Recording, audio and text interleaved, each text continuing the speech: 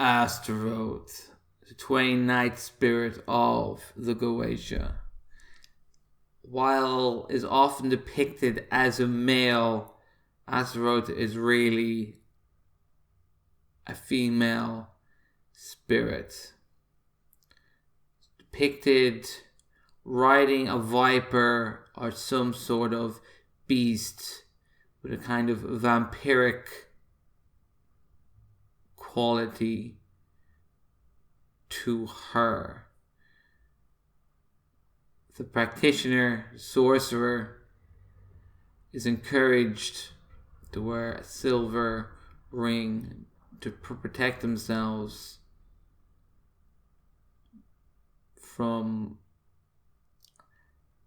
the breath of Astaroth, which is described as foul-smelling.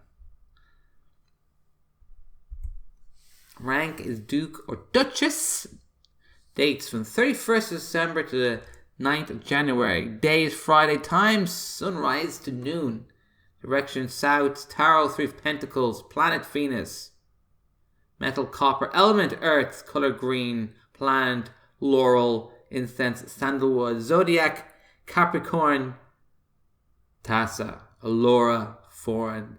Astaroth. Benefits of working with Astaroth. Appreciation for the earth. Splendor of the earth. Hard work we receive, or hard work we give, and what we receive for the hard work. Sciences, and an odd connection with vampires.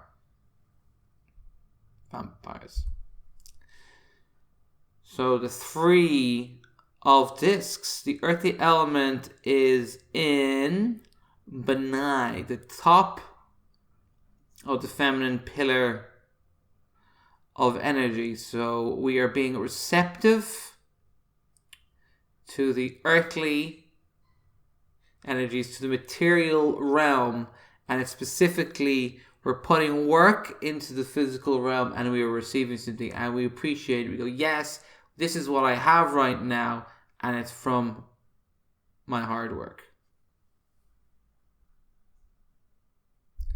The name Astaroth derives from Astarte. Astarte is the Phoenician goddess of fertility, love, sex, and war.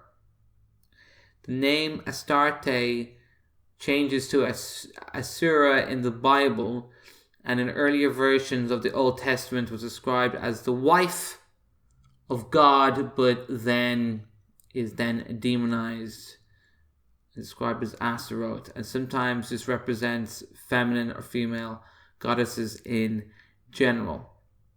So the origin of Astarte, of course, Ishtar of Babylon and Ananan, the queen of heavens, all associating with vampires.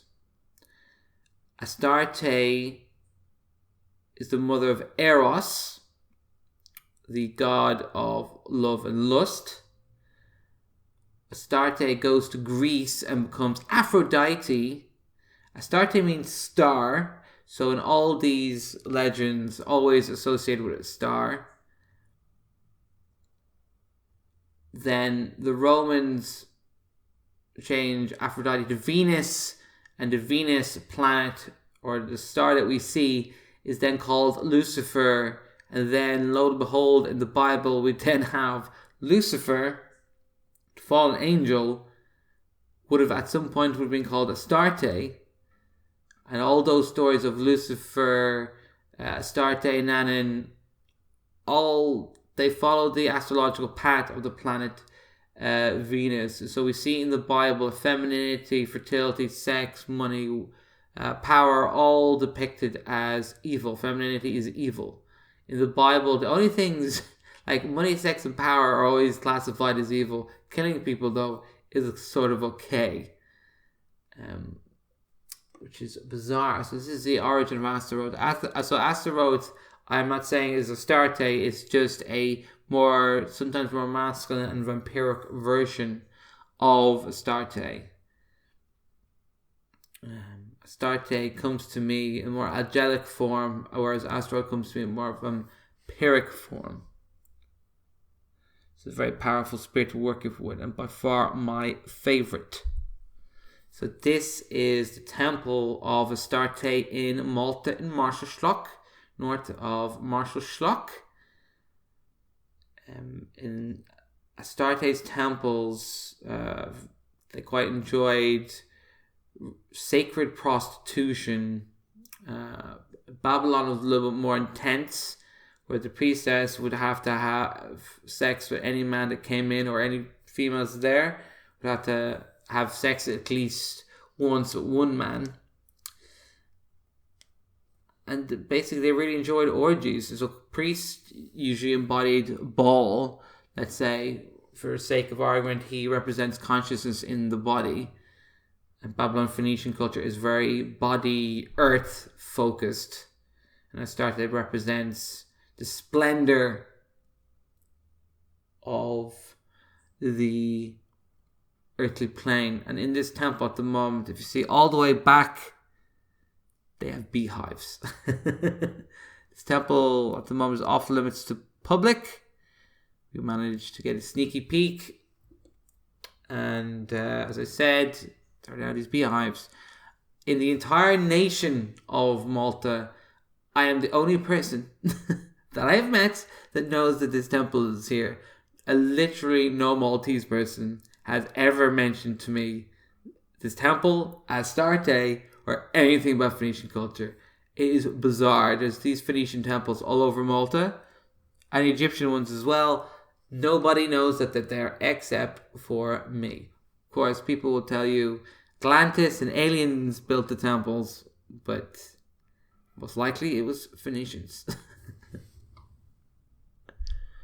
So, like I said, Astaroth comes for me in a very strong, masculine, vampiric form, whereas Astarte comes to me more in an angelic form.